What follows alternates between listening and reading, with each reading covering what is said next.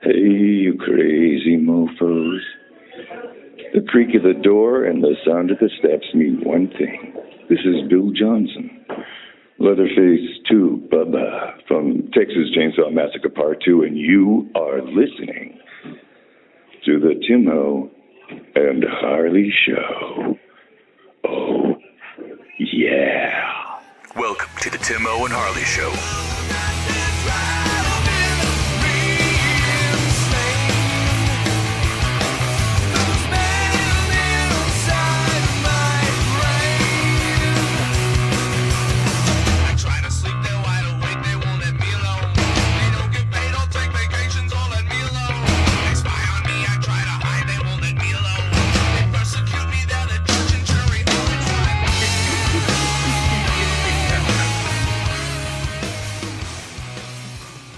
Thank you for listening to Timo and Harley Show. I am Timo. Over there is my partner in Mindcrime, Mr. Ben Harley. Say hello, Harley.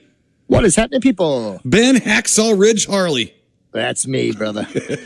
We were watching one of our official films this week, Mr. Ben Harley, and I reached over to my nerd pad here. Now, remember, we are now in the green era. We're in the green era notepad. This is mine. It's I'm only a few weeks in here. So I start writing something down, and I just take my pen and mic drop, right on there. And Angie kind of looks at me. I said, every time I come up with an H word, I do the pen drop. I did it 3 more times in 5 minutes, Mr. Ben Harley. They came flooding in. I said, now I'm 3 weeks ahead. No. Pen drop. There awesome. you go. So, pen drop, yeah. This week, Mr. Ben Harley, you are Hacksaw Ridge Harley. So how has your week been, Mr. Ben Harley? It's been okay, buddy. It's okay. A little sicky poo around the Harley household, but been trying to persevere. A lot of work going on right now, which is good. All right. Well, don't breathe into your microphone. Don't breathe into your microphone because I don't want to get into that stuff there. You hear me? No. I don't need those Toledo germs.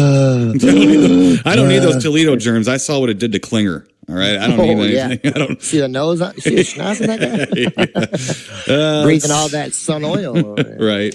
So, Mr. Ben Harley, real quick here, let's talk about some stuff that we watched this week, Mr. Ben Harley. Let me start up here. Some fun stuff.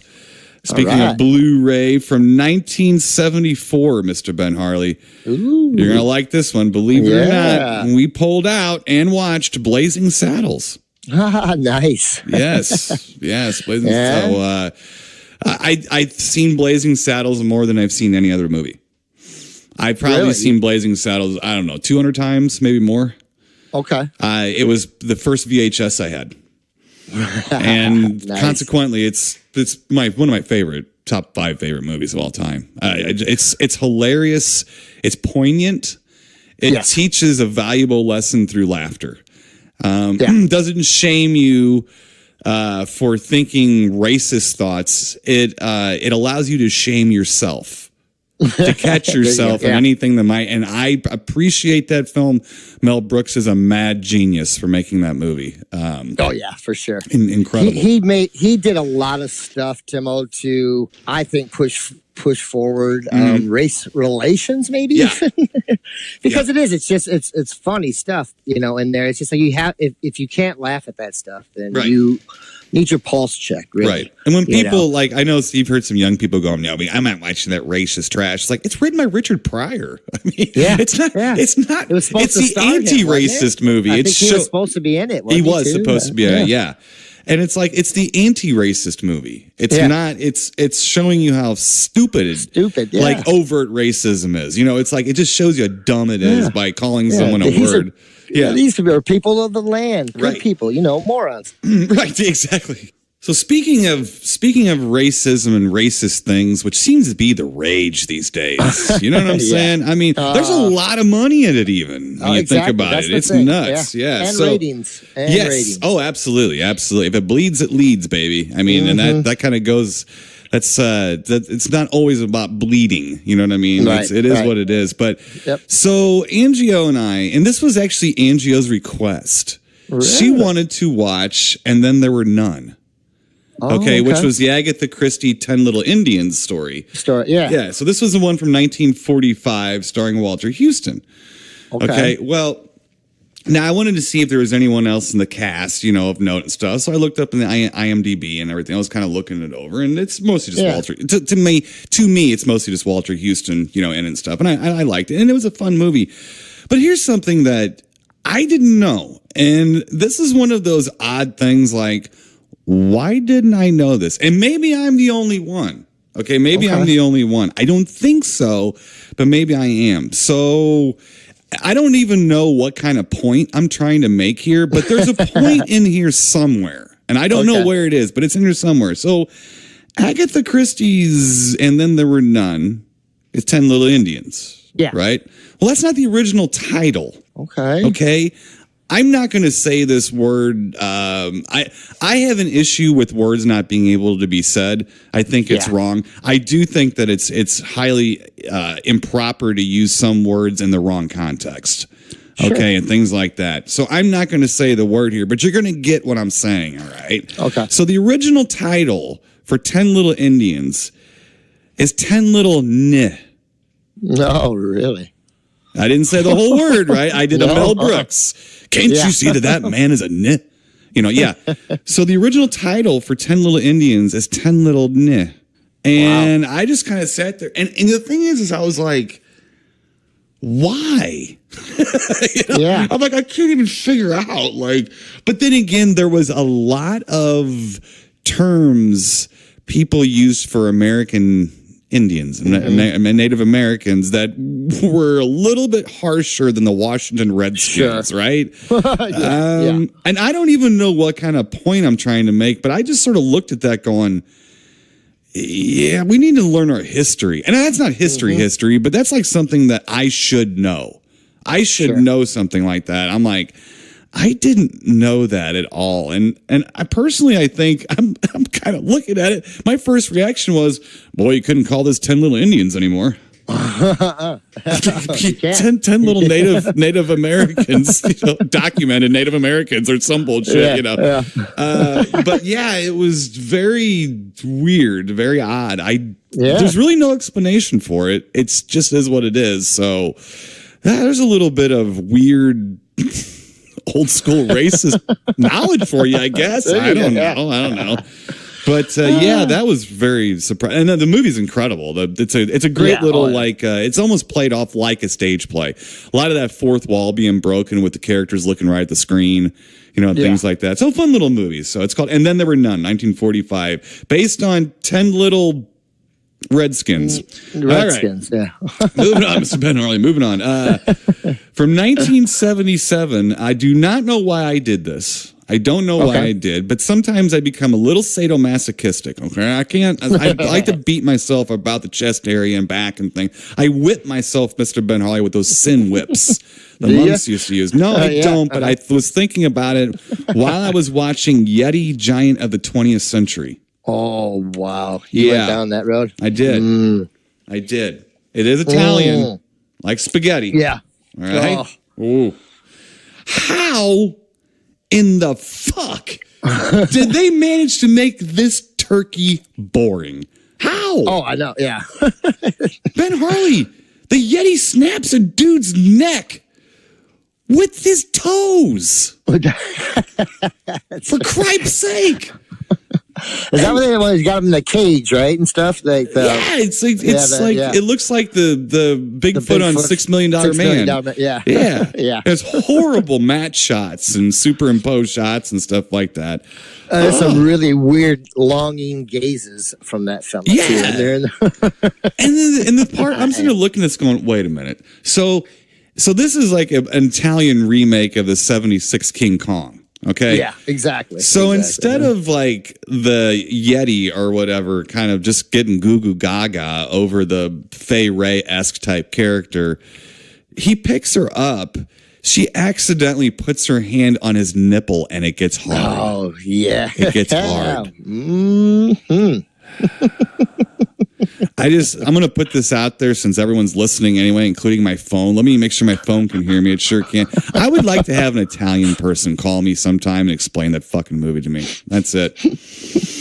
Moving on, Mr. Ben Harley. Do you really? Yeah, it's on Prime. If you need to go back and see the nipple rub, it's all. Oh yeah, it's bad. It's all there. That movie was played on Saturday mornings for kids back in like the late 70s, early 80s and shit. Yeah. Oh God. I don't know how the fuck they edited that thing down. Awful. It is awful. Oh, it's terrible. It's awful. It's not even good bad. It's just bad. No, it's just bad. How? Yeah. How do you snap it? How do you put a dude's head, all right, between your toes, snap it, and I'm just sitting there going,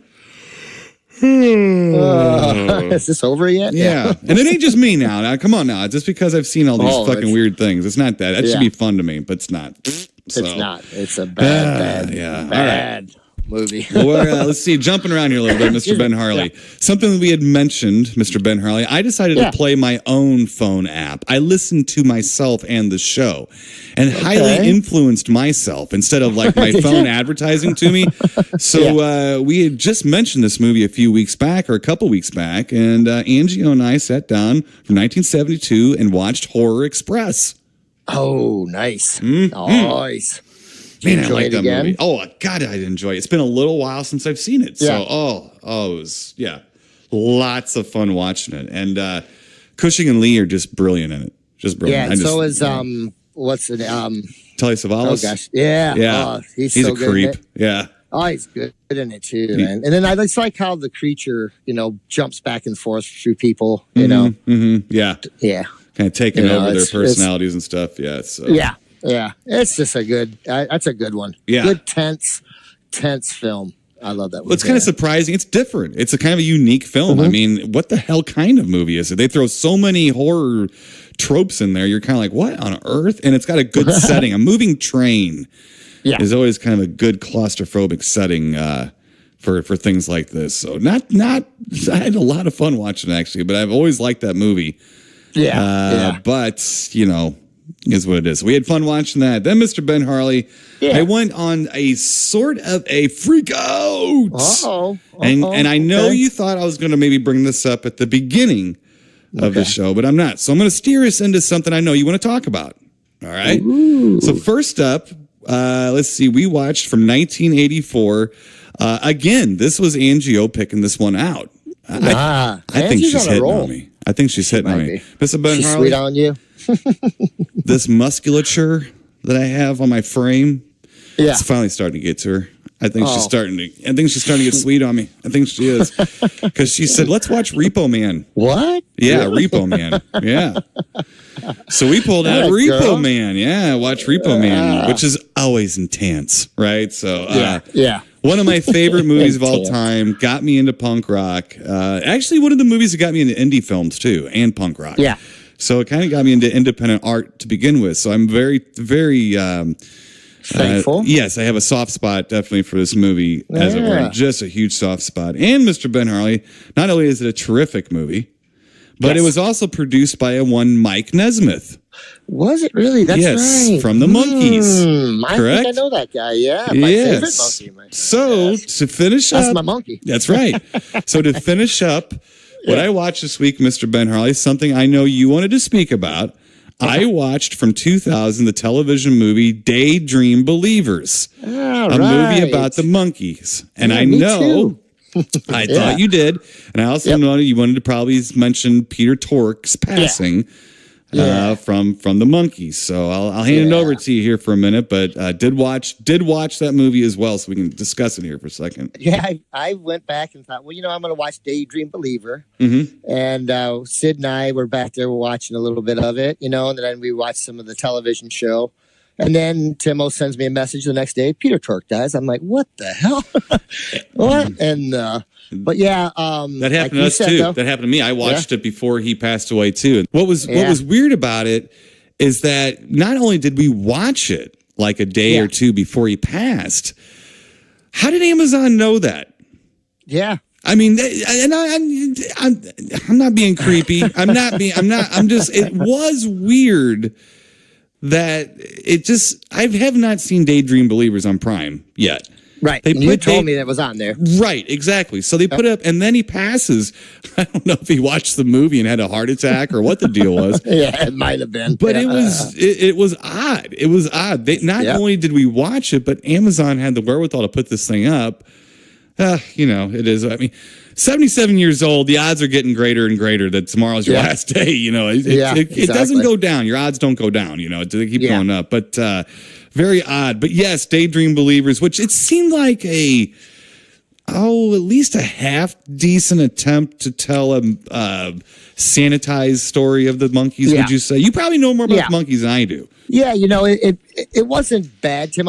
That's the only second time I've seen it. I did watch it when it came out, and it was okay. It kind of reminded me of the Stooges one that they did, where I remember that. It was a decent attempt, and I did enjoy, parts of it. Yeah, but for it's, I don't know, it was okay, but it was almost, I don't know, after school special version. It had definitely a made for TV. An old-fashioned made-for-TV feel to it, Yeah, which was fine, and I did enjoy it, and I think I told you about it too. I said, Mike Nesmith's a little cranky in it. He's a little bit cranky in it. Yeah. But what I did enjoy about it, it does show how much, they did to try to not just get control, but have a little more of say, and like I said, and I've said this before, some of my favorite Monkees songs are the ones that they wrote, the ones that they wrote, that they performed or and stuff like that. And I think we've talked about this before, and I felt so bad, in this movie. It's like they finally got that Headquarters album out, and that's a good album. There's some great songs. It's well produced, it's just a great album. And then it was like that came out, and then 2 weeks later, Sgt. Pepper came out, and nobody gave a flip who the Monkees were after that. It was it. Bam. Nobody cared who anybody was at that point. So, but I'm sad about Torque, but the older I'm getting, the more these guys that, I liked and looked up to as a kid are starting to pass away. Sure. So. Yeah. But the Monkees to me were great as far as that was my first favorite band. It was, as a kid. I love their songs. I think and the thing is, I like their voices too, a lot. And I think that's one of the reasons. And plus, there's way more better Monkees songs than you hear on the radio. Too. Well, sure. Way it's like better. Alice Cooper, same thing. Exactly. There's stuff that you don't know that are his best stuff. Right? Oh, yeah. What did you think, Tim, although when they had them with the Beatles lookalikes and that, where they showed them? That was pretty fun, though. The Beatles threw a party for them or whatever. And so, for the first time, I was on the Beatles side because, those guys were all like, what does it mean? And what about this? And they're like, man, you're on TV, right? People know who you are, Right. And I think they truly did and when John Lennon's like, I watch you all the time. Right. So, the thing, it is what it is. Yeah. I mean, like the only thing I struggle with is somebody who started a band. Who worked so hard to do something, to see these guys get thrown together, and then only because they were called phonies. Sure. It seemed like that's what really drove them to want to do things so that they weren't called phonies anymore. Yeah, well, I think they fell under some false pretenses too, as far as right. It's hard for me, Ben Harley. I don't dislike the Monkees and stuff, but there is a piece of me that I can't accept. They don't get it. I guess maybe to put it to say, they never had to tour in a van. You know what I mean? Like they don't get what and stuff, and so there are things like I refuse to listen to modern pop music. I haven't listened to pop music since the 70s or 80s. I mean, I just refuse to listen to it because I know it's generated. Well, you saw it in the movie. Yeah. This is really how this stuff kind of happens. Yeah. About how these people were put together as a band. Now, so was Bow Wow Wow. Was put together, and stuff like that. So some of these people are put together because of their looks.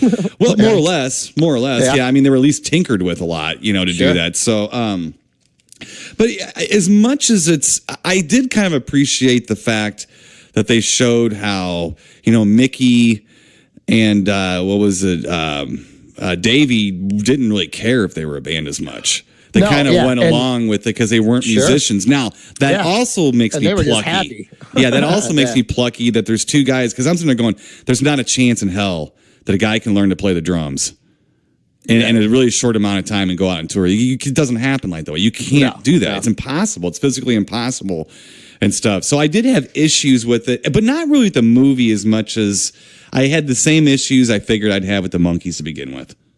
You know what I'm saying? And it's like, and it's not that I hate them, but I have seen people debate whether or not they should be in the Rock and Roll Hall of Fame. And I do kind of go, well, I don't, but when they put them up against anyone, that's what happens. I saw a debate about Radiohead versus the Monkees. And I'm like, that's way too I'm like, I'm sorry, but Radiohead was influential. Yeah. Radiohead, well, the Monkees were too, though. But I know what you're saying, though. I don't fault them. That's the thing that people. Well, I'm not. You remind me of Michael Nesmith in that type. You know, you're like he was the type of guy. He stood up for and he got a little on my nerves after a while because you're like, oh goddamn, Mike. Right. You know what I mean? But hey, if it wasn't for him putting his foot down, they probably never would have got to do that stuff, and they would have been a joke. Right. I don't fault them for what happened to them as and I think that them getting together and being called phonies, and then they said, look, and to learn their instruments and stuff so that they could play this stuff. I have respect for that. Don't get me wrong. I've got a lot of respect. Yes, I know that they were musicians. Right. Those two could. But when people start. Again, I'm going to go back. I'm going to go back to the debate where Radiohead was up for the Monkees weren't, and people are upset. I'm like, look, the Monkees should have. Look, here's my thing. I don't think on that one, Tim, because I'm a Monkees nut. But I can't even back that up. But I don't even. It's not that they don't belong in the Hall of Fame. It's just that when you put them up against anyone else, almost Eddie Money, I don't care anybody. I'm going to look at you, and go, boy, I don't know. I mean. The thing is that I think the Monkees deserve later in their years. They toured a lot. It's not about the touring. It's not. That's not it. I mean, that's a cover band is a cover band, and on some level, that's what they were until they were writing stuff and doing that. But my point is, I think that they deserve a star on the Hollywood Walk of Fame. Sure, way more because I think that they were the right performers at the right time for that show. There's never been a show like the Monkees again. And I think where people like to debate the music, it's like, what about the show? The show, The show it was a Gilligan's Island-esque thing for hippies it's goofy almost. As hell. It's goofy as hell, but it was, they overdid it. They kept doing the same formula too much, too long. Mm-hmm. But, there's there's 2 seasons, but there are like 25 or so episodes in each season. That's a lot, you know, so... But, I just watched the one real fast, and I'll stop at the Monkees with Richard Keel, where they took the Monkees, they took their, their musical talent or whatever, and put it into Richard Keel, the monster. Oh, it was funny. It's a good one. They had, MeTV played a couple of them on Sunday, which was in honor of Peter Tork. And one of them was the one where I guess the devil gives Peter Tork the ability to play harp or something like that. Yeah. And then takes it away from him. But heroically, he can still play the harp or whatever. Well, it's not that I try to disrespect the Monkees as much as I'd like to keep the Monkees who they really were instead of debating who they should be or shouldn't be. It's like, it's not like if I saw them being put into the Rock and Roll Hall of Fame, I'd be shocked or mortified or something like that. It's only when you put them up. I don't know who's in the Rock and Roll Hall of Fame because to me, it's a trophy. It doesn't matter. Yeah, they've shit on a lot of people. Well, the thing is, and I've seen some bands that's not rock and roll, but rock and roll encompasses just about everything right now. I think same thing with George Martin and the Beatles. Yeah, I mean George Martin was he helped a lot. He was one of the Beatles. I mean Quincy Jones did Thriller, not Michael Jackson, boys. Mm-hmm. I'm telling you right now. I mean, it's just one of those things that people. It's almost like you trying to explain the Hockey Hall of Fame. Somebody who doesn't get into it, doesn't watch it, they can have an opinion, but you're looking at them like I don't have time to explain to you why this is wrong. You know, like why this isn't the way it should. Why it's not right. So on one hand, I don't have any problem they're put in, but if you ever put almost anyone next to them, I mean, I don't care who it is, I'm probably going to go, I don't know, unless it's another singer-songwriter. The Monkees are not unique. There's a lot of people out there that are just mouthpieces to other people's music. It's not uncommon. Matter of fact, it's more common than not, especially on pop. It used to be like the way, wasn't it, Tim, of the norm back in the day? It was a norm. It still is a norm. One famous musician would write a song for another one. Yeah. It was what it was. Willie but Nelson. People are like, did you watch the Grammys? I'm like, the Grammys are the Academy Awards for producers. Yeah. There's no garage band that's winning a Grammy. No. And they're the ones that are doing like all this work. They're just not as highly paid. No, right. And it gets really, and people ask me, "Do you watch?" No, I mean, it's frustrating. It's like, why? I don't watch the Academy Awards either because it all I gave up on that. Yeah, Saving Private Ryan. That was the last Academy Award I won. I haven't watched the Academy. You know when I decided the Academy Awards were a fix is when Chariots of Fire won in 81. 81, my year. Chariots of Fire. Of all the movies in 81, even the really good ones, everybody likes Chariots of Fire. What? It's an awful movie. Yep, Shakespeare in Love beat out Saving Private Ryan. That's a real good example. I was like, too. I'm done. I'm never, ever again. I knew it's a popularity contest. I mean, I knew it loosely anyhow, but come on. Well, there's a lot of money. There's a lot of money changing hands and all this stuff, too. And it is what it is. But so that's just a little bit of a musician's debate about the Monkees and this and that. Yeah. I don't have that jerk off like mentality toward them that some people do. It's not that. It's just I think people need to be realistic about them on both ends. Sure. It's like, look, if you love them, you have to understand you're loving music they didn't write, that they actually only sang most of what you heard. When they started playing, if you like that, that's cool. It's almost a different Monkees, though. You're talking about something that's different. It's the same guys singing, but this was when they took. I know they took over writing and did stuff like that. I know they learned stuff and they played a few shows and things like that. But the movie, I think, was a nice little harmless, sanitized, like I said, version of a piece of their story. Let's put it that way. It's very breezy. It's not long. It's breezy. It's, totally. Right. Well, did you watch any Monkees besides the Monkees? Just the Richard Keel. Yeah. No giant monkeys or nothing like that. Let me see, buddy. Yeah. That's something else you can comment on now, too. I didn't get to finish this. I feel bad. I was bouncing around. Sunday, I was wanting to watch some stuff. I'm like, it's going to be a good day. But old little Sid had different plans for me. But I was trying to settle in to watch a couple different things. But I don't know. I had ADD real bad or something. So I tried watching a little bit of Moby Dick, but that's a long movie. The Gregory Peck one? Yeah. Oh, yeah, that's a gooder. Yeah, so that's a good, I was watching some of that. It's about a white whale, Timo. I don't know if you've ever heard about this. Yep. An old Ahab. Oh, Ahab, so, okay. So it's a long tail of a whale. Yeah, little Orson Welles in the beginning there, too, if I'm not mistaken. That's good. Yeah, that's a really good part, man. Mm-hmm. And also, I know you don't really like the one with Patrick Stewart, but Gregory Peck does a very good version of that plays that, whatever, the preacher. I forget what's his name, so I can't remember, sorry. Oh, I don't know his name, but I know the preacher in the beginning, and they always get somebody good to play that guy, Yeah, very good. So, but I kept bouncing around. I almost, like you talked to me, almost in a Death Wish. I almost did the Death Wish, but I was going through and setting up some stuff in my wish list, some things that I want to talk with you about. Maybe we can review and some other things. Mm-hmm. But I was watching a lot more musical documentaries and things. I did catch one that you might like. It's called What's Classic Rock, and basically it had your buddy from Guns N' Roses. That's Fragile Porcelain. Rich Fortus. Yeah, I do believe. Yep, he was in there talking a little bit, and they were just going through talking to like Bruce Kulick and a bunch of other different people.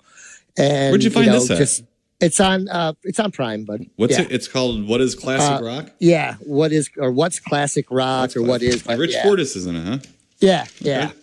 And it just kind of goes through talking to different people of age groups, like what you think, and a lot of old bands too, guys. From Bachman Turner Overdrive, I think was in there. Guys from Triumph, all sorts of guys, and so. For me, they're trying to pinpoint, where classic rock came and all this.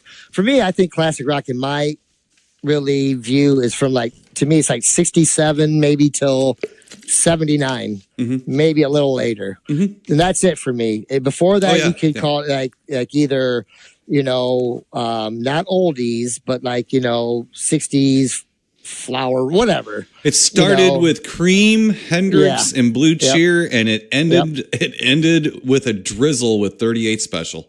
Right. Exactly. That's the way I see it. Yeah.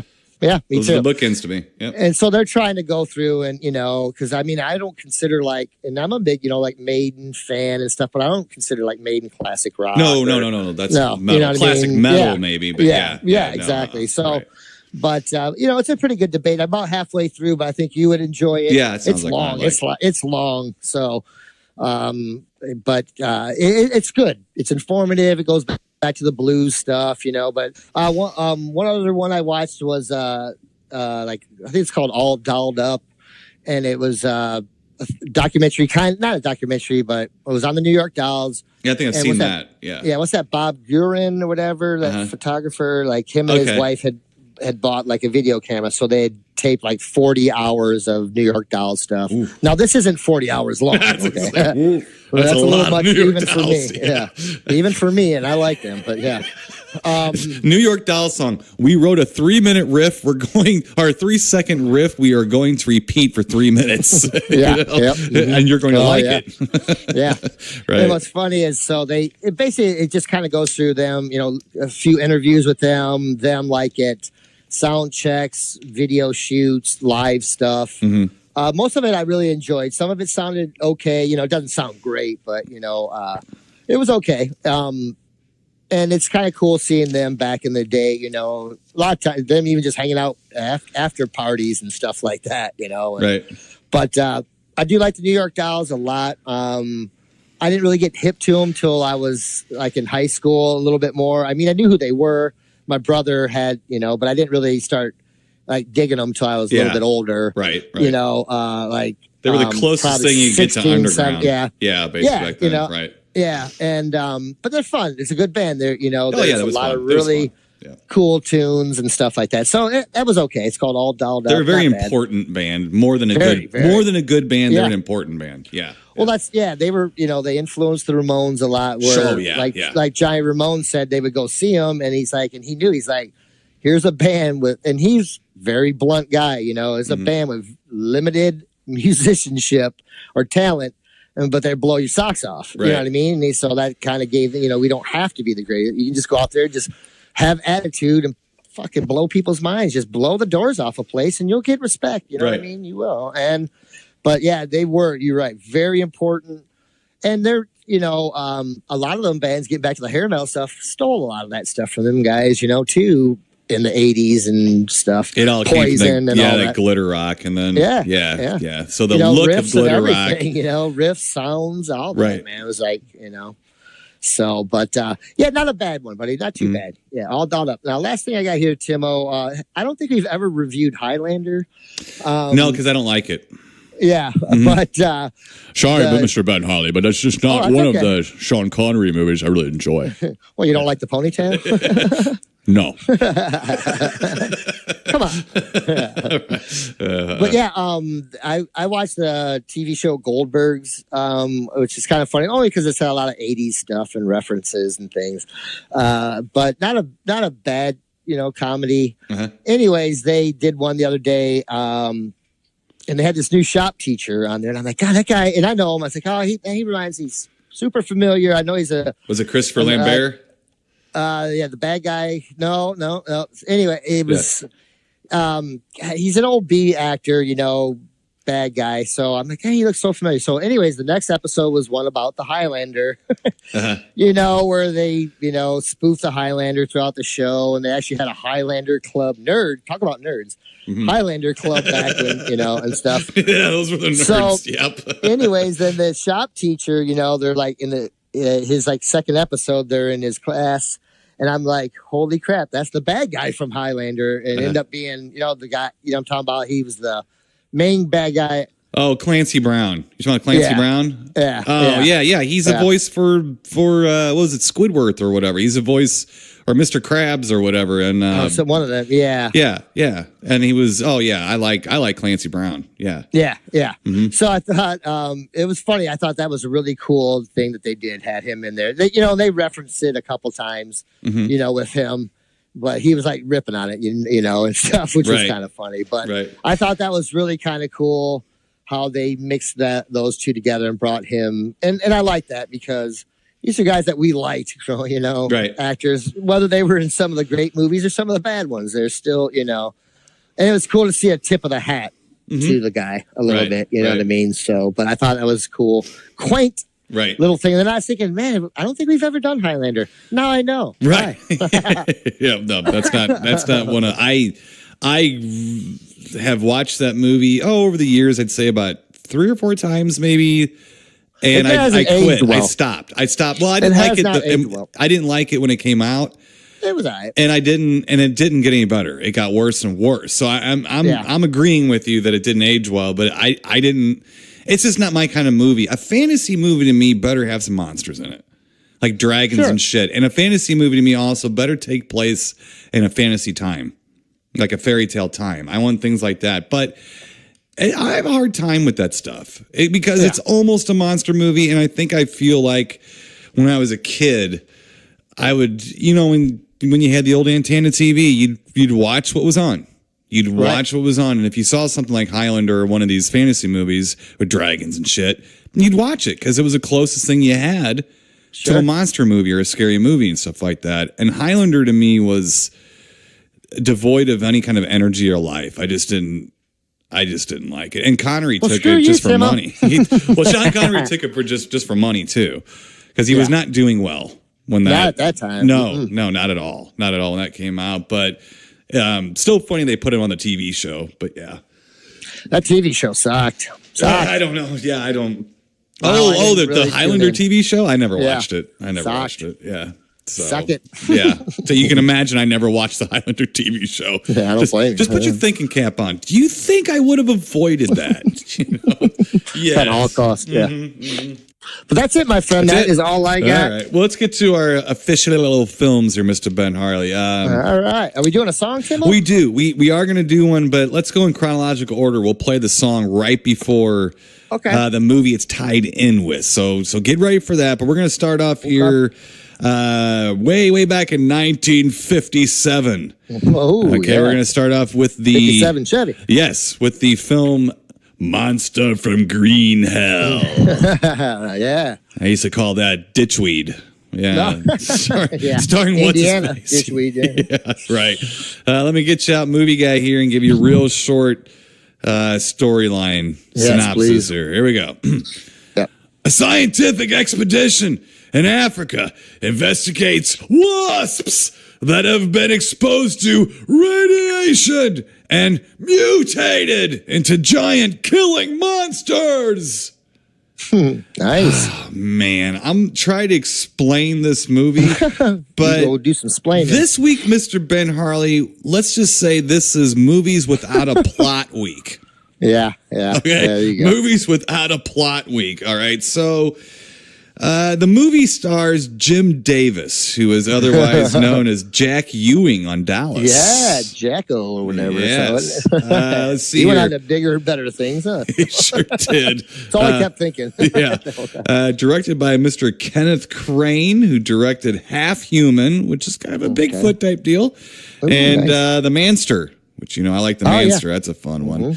They go out. That's all they're doing. They hear about monsters in Africa, so they get some people and they walk around California and pretend like it's Africa. Yeah. Didn't something crash there, right, Timo? Like something crashed. It might have. And released because they were testing stuff for animals for outer space or something, and then something crashed and something got loose. Now, Timo. Yeah. This movie sucks. Yeah. Now, I've had a real bad problem with this film, too, before and always will, because, all right, now, the best part of this movie is there's some natives in this film, right, Timo? Yeah. There's some natives, and I think it's some stock footage from probably... I think we reviewed this before. Yes. Come bringing back, like, memories. Yeah, go ahead, yeah. Yes. Now, these wasps... Bumble wasps? The scale in this movie is awful. 1 minute, there's a part, my favorite part, I guess, in the film, besides when it's over, is there's these natives, they're running towards like a hill, and then also they kind of like turn around and they're running back, towards the camera.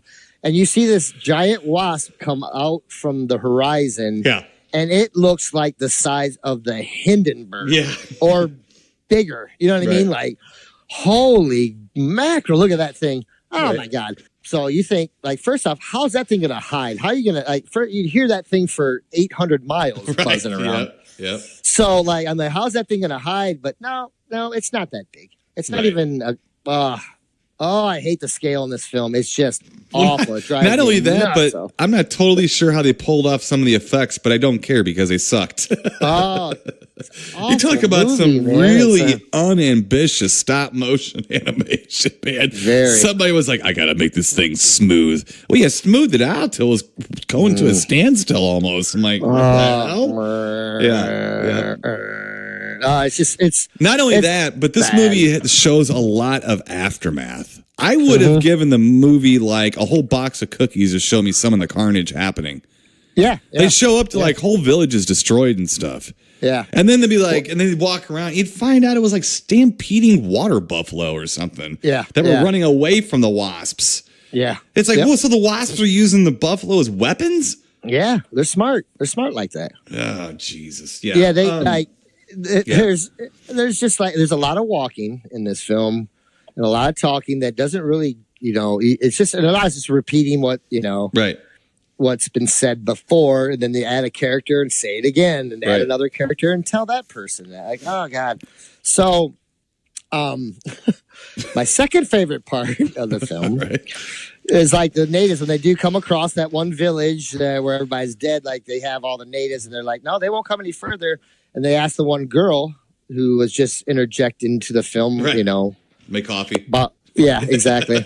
They're like, maybe you could talk to them, and they walk up to her. And they drop all their stuff and they run. Like, she doesn't even get a chance to say anything. Like, maybe you could talk to them. They're like, pew, gone. Right. Okay, well, that didn't work. You know, like, I don't know. This movie suckos, man. Yeah, it's lots of walking, stock footage, narrating, and attacks from evil savages, I guess. Yeah. I'm surprised one of them didn't pull out a Zippo lighter and try to be worshipped like a god. In this movie, it's like that dumb. And then the giant snake versus the wasp, like that came out of nowhere. I mean, it was like, wait a minute. And for about 2 seconds, they're walking, like there's a lot of walking. This movie, like if this was on Mystery Science Theater or something like that, they would rip on the walking. There's more walking in this movie than there is grass and Omnibaba. There's this walk. And then out of nowhere, the wasps comes up and then a snake. And that's a big snake too, man. Yeah. It's like, but the snake comes out of nowhere and attacks the wasp. Like, holy cow, something's going to happen. Nope. Cut away. Nope. Two seconds. 2 seconds of a snake hopping on top of a wasp, and then you just have cutaways of nothing else happening. No, I think he did inject him with some jelly of some sort or something. That's great. Like, I don't know. Yeah, it was. Yeah. And I was thinking, well, if this wasp is blimp size, that's a pretty big snake. Right. That's snakes. But no. Right. They vary in size, Timo, depending on your camera angle. Glenn Danzig was influenced by this song to write Green Hell. Screw him. I don't understand why. Yeah. Oh, because it's a bad movie. I mean, if you look at the cover of Walk Among Us, it's Angry Red Planet. Yeah. So he's taking these bad. I mean, it's like, but there's a difference between bad and boring. Yeah, and this is a boring movie, and the effects are like so bad, and they're so stiff that you're just like, I don't know. It's just, this is a. And listen, for people who, and I know we get about one person trying the show out a week and they don't like it, and that's it. But for anyone listening like that for their one time, I love these movies. I mean, this is my favorite. The 50s. Yeah. Like drive-in movies and stuff. That's my favorite little collection. No, this is not Tarantula. It's not the Deadly Mantis. It's not any of this stuff. It's awful. This movie sucks. I mean, it is just crap. It's boring. It is that's right. What do I always say? It commits the worst sin, especially in B movies. It's boring. That's it. That's if you can be awful, but if you're fun, you're going to have legs, man. Your movie is going to go. It's going to roll. Yeah. This movie is boring and it's bad. It's really bad. I didn't even know. I thought they were bumble wasps. I had no idea what they're even trying to make in this movie. It was I don't know either. Bad. It was really bad. So, and they don't show shit except for walking. Nope. And then even when it's so funny, you think these wasps can buzz around pretty good. Sure can. Not these. And then when they go to kill them, they like just throw some grenades in a hole. Right. And then they're like, and you hear, they show like, the most you ever see too is 3 wasps at a time. Oh, that's, yeah. Well, we know what that is, but that's it. Yeah. But that's it, But like in like, them. they're like, oh, there's the queen. How the hell do you know? Right. Right. It's wearing a crown. But like in them, a movie where there's like giant ants or whatever the hell. And they're not doing a whole lot, but the movie is good and the movie moves along. So you forgive the quaint special effects and things like that, and you celebrate it when you see the giant turkey monsters. You celebrate it when you see the giant insects and things. Yep. And it's like not this. Right? No, not this one. No. You just want it to be over. And it's only an hour and 10 minutes long, and it feels like it's 2 hours. Oh, it's awful. Yeah, it feels like it's 2 hours long. So my suggestion, I think I can speak for Mr. Ben Harley, is that if you want to watch, stay the hell away from this movie. Yes, I don't even know what you think about it. Yeah, just stay away from this movie. So let's move on, Mr. Ben Harley. Yes, please. And we have reviewed this before because once I started I think so too. Once I started watching, I was like, I remember things you were saying long time ago. I don't mind that. I don't mind revisiting movies, but let's pick a different one. Let's pick a different one. The Monster from Green Hell next time. Yeah, so, let's do Orca again. Yeah, exactly. Let's move on, Mr. Ben Harley, and get to our final official film here. Sorry. This is the only time you're gonna say please. Let's move on to Slumber Party Massacre. How about that?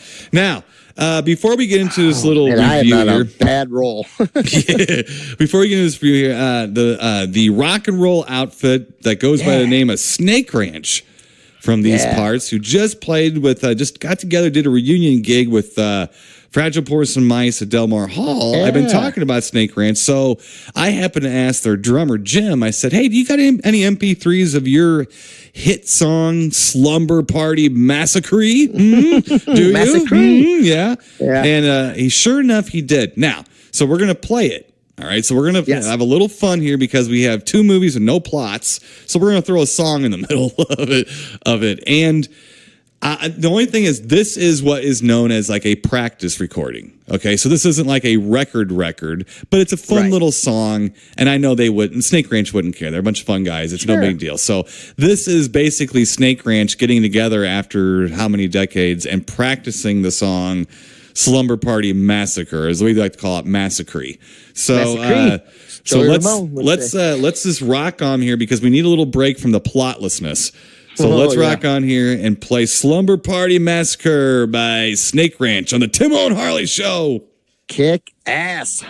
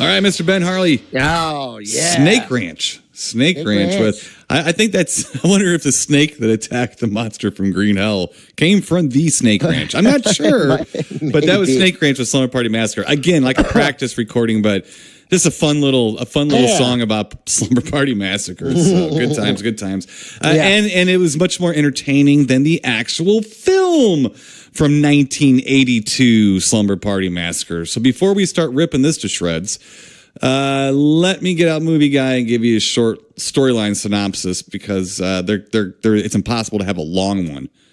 Right. For this movie to begin with. All right, here we go. All right, yes, here we go. Please. A high school student slumber party turns terrifying as an escaped mental patient with a drill decides to crash the evening. That's it. That's it. That is Good. it. That's it. That's the movie. That is it. Okay, look. Here's the thing about this movie. First of all, it was originally written. It was originally written as a parody. Okay, of slasher films. I'm gonna dig into this a little bit. I might get in trouble.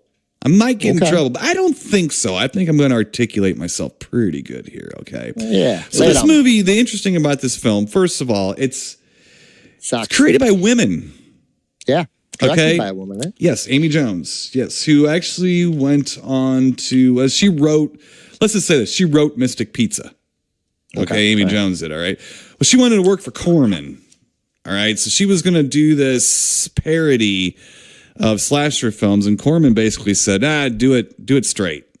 Sure. You know, just do it straight. It'll be fine. You'll be fine, you know, but still keep it humorous and goofy and stuff like that. So the weird shit in the movie is left over from when it was supposed to be a parody. Now, while we were watching the movie, this was before I tried to look anything up or anything. I looked over at NGO and I said, you and Harley have been telling me for years you wanted to watch this movie. Well, you get what you asked for. You get what you asked for because I warned you, people. I'm telling you, I warned you. Now, the thing about this movie is I think this is what it is, by the way. Now, I want everybody to listen to me and put down their trigger mechanisms real quick and just listen to me normal, okay? Like, I'm not a hateful bastard. I'm just a person who actually sees things and calls them for what I see, all right? So, this movie, to me, clearly was a movie that was created by women who wanted to make a point about the violence toward women in these movies. Okay. Or say, you know, this is chauvinistic. These movies are chauvinistic. Unfortunately, you have to not be a horror fan to think that. Right. Because you and I both know there is only one dude who lives through movies, and his name is Bruce Campbell. Right. The rest of it, if they're not the actual murderer, it's all heroines. Yep. It's all women. Women are the ones that women smarter than the guys. They use their heads before their fists. They do everything. These movies are not chauvinistic, and if you attempt to make a parody about it, you're going to find out they're not because you're going to end up with Slumber Party Massacre. Because all it did was another movie that you would rent from the video stores that had more chewed up marks than the normal slasher film because they wanted to parody all of the nudity and sex in it. So you got some hot nudity. And I mean, you just got butt shots. Just like butt shots. That was it. Now, that was supposed to be funny, but any dude watching the movie is like, thanks. Yeah. And that's it. And that's it. Unfortunately, what they forgot was to write a story around the goddamn thing. This movie is a pathetic piece of trash. If anything, I don't believe in this stuff. I'm not saying this, but if anything, what they did was set women in horror back about 20 years. Yep. Showing that they didn't get it. And that's not correct either. That's just what it's showing. That's not what I think. It's just that this kind of shit is what the problem with people who didn't understand horror films and thought they were the stereotype. So what happened, Mr. Ben Harley? Some women got together. They made a stereotypical slasher film, and it sucks. It is awful. It's not entertaining. It is awful. The nudity doesn't save it. Nothing. No, no. You could cut the tension with a piece of bologna. Yeah, I agree with that. You could. There's no tension in this film whatsoever at all. Right. None. Zero, zip, zilch. Right. And then, you know, I'm an older fella, right? Okay. I like mature women. I like the younger, variety too, To look at. They look pretty sometimes. Yeah, exactly. Yeah. Think of your past, let's say. Yeah, yes. But in this one, like the women in this film who are portraying high school girls look like they could have a high schooler as their daughter already. Yeah. Well, the one girl's little sister looked like her mom. She was about the only one that was even close, and she was still about 26 years old. Yeah. Yep. Yep. And she's playing a 14-year-old or something. Yep. Oh man, it was bad. This movie, and I watched this movie before when I was younger, and this is one of those I think that probably taught me not to watch a lot of these, and that's why I haven't seen. There's a lot of films I haven't seen. It's because I was burned by movies, like in music too. Yeah. And this movie, I don't ever remember it being this awful. Mm-hmm. But it is awful. And the guy that's the killer in this... it's the worst villain of all time in horror films. And this guy's not opposing threat at all. You know what I mean? Like this guy. So I couldn't get it out of my head. Right. This guy is about as boring of a threat, or I don't know. I don't even know what to put it. It's just dumb. And it's like, to me, when... All right. We've talked about Halloween and stuff like that. Now, this is what you get also when you make a fine film like Halloween. Right. This is the other end of the tube. Right.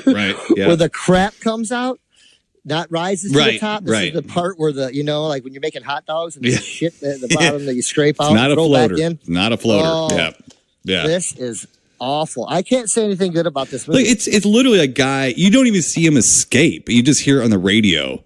The radio aired a thing that said, killer Russ Thorne escapes from, and that was it. And then just immediately he's just after these kids, and these high school kids. That's it. He's just stalking them for no reason, none, no reason whatsoever. All to the magical sounds of a Casio synthesizer, because Mr. Ben Harley, this movie was scored 100%.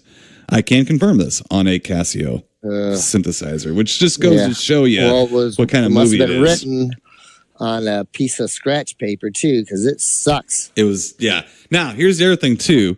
So they end up having their little slumber party. And, of course, they invite boys over. And this guy, the killer guy's just kind of looming around the house. He's picking off somebody here or there or whatever. But so they order a pizza, okay? And the pizza boy shows up with his eyes gouged out, okay? By the way, that pizza boy with his eyes gouged out was Aaron Lipstadt, who was the director of the movie Android, believe it or not. so he shows up at the door, just falls on the floor, and they immediately go into survival mode. Immediately. Boom, They know what's going on. They know there's a killer. They know can we get to the garage from here? It's like, this is not Aliens. You don't have to go through a ventilation shaft to get to safety. Walk out the front fucking door. Walk across the street. You're in suburbia. For the love of all that's holy. It's worse than Halloween. When you're looking at Halloween, at least you can kind of say, well, all right, she's kind of getting chased into homes and stuff. But really, instead of running back into a home, except she was babysitting, she could have ran down the road away from everything, or whatever. But in this movie, it's like, just go the fuck out the front fucking door. Take your friends and leave. It's not a big deal. Yeah. And the drill thing is just, I understand what the drill was supposed to, quote, symbolize, but it didn't help anything. No. It didn't help anything at all. I mean, look, immediately, like I said, they go right into survival mode. I would have at least tried to figure out what was going on before deciding I knew what was going on and what to do about it, right? Right, yeah. I mean, it's just immediate, like, oh, dead person? We have an unstoppable serial killer in our hands, folks. I mean, it goes beyond me. And then there's the stuff that they leave in from the parody. That's clearly what they're leaving in. Like when they get hungry and they eat the pizza that's been laying on the floor bloodied for a while. And they put it, pizza guy. on the corpse's back and start eating it like that. Stuff like that. It's not even funny. It's just like, that's just, the movie's so bad you don't think that that's intentional, even though it is. Right. It's intentional humor, but it's so bad that you don't even think that's intentional. It just happens to be, well, you broke the table, Murray. How can we shoot this scene? Put it on Roy's back. It won't matter. People won't care. They're just paying to see blood and boobs. And I think that's the folly of this movie, though, Mr. Ben Harley. And that's why I was, kind of tiptoeing. I don't want to seem sexist, is what I'm saying. I'm just calling shit like I see it. These women here thought that horror films were anti-woman. They weren't anti-woman. Were they violent toward them? There's two genders. They both got killed in these movies, and the only one to ever survive who was a decent person was the females. That's it. Right. Okay? So they were violent toward kids, not a gender. Well, and you know what, too, though, Tim? Like, women enjoy horror films. Some of them a lot more than others. My wife does. Yeah. Yeah, and some of them just like to go to the movie and get close to their fella. And, and a reason to... I like to say my wife does, but... Yeah. Well, yeah. I don't know, though. It's many different reasons for it. And I've always thought that, the women are more the heroines. Now, you had the goofy, bubbly head bimbos, but then you also got the airheaded douchebag guys, too. Right, you know exactly, Like, exactly. So, equal opportunity. And they're usually the ones that get fucking knocked off first, right, you know? Right, so, right. I don't know. I've never looked at it like that. Well, it's like a church lady picketing a punk rock show. Yeah. What on earth does she even understand about a punk rock show? Yeah. Well, first off, they didn't push anything forward with this film as far as feminism. That's for sure. No, that's exactly what I'm saying too. It was like if they tried something, they failed miserably because they didn't understand the subject of what they were parodying. Unlike Mel Brooks when he did Young Frankenstein, he gave homages to that movie, especially Son of Frankenstein.